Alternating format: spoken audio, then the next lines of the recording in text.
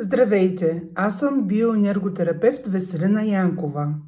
Една дама ми зададе под моя публикация въпрос, на който ще отговоря тук, за да го видят повече хора. Въпросът е: лекувате ли сенна хрема? Отговарям.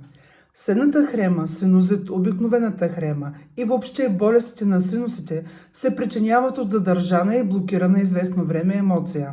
И тази емоция е недоволство и несъгласие, един вид съпротивление на пейзажа от хора и ситуации около нас на заобикалящата ни среда. Ние се съпротивляваме на тях, не сме доволни от тях.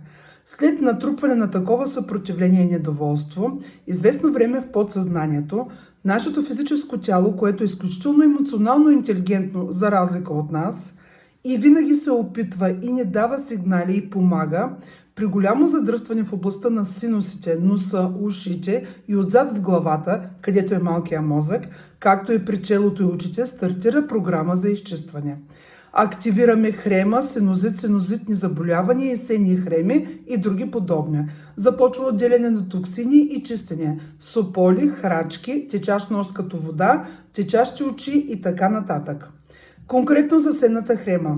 Всички алергии са отговор на имунната система и превеждане на организма в нормално състояние, чрез изхвърляне на токсините по един или друг начин. И защо сенната хрема се появява пролета? Да, има дразнител по лента, но всъщност имунната система пречиства на събраните токсини и недоволство от зимата, където всичко е латентно, и когато пролета идва и всичко се възражда за живот, интелигентността на тялото дава сигнал за изхвърляне на натрупаните токсини и недоволство и несъгласие през зимата. Един вид пролетно почистване на къщата. Надявам се, че бях полезна. Благодаря за въпроса. Аз съм биоенерготерапевт Веселина Янкова. До нови срещи!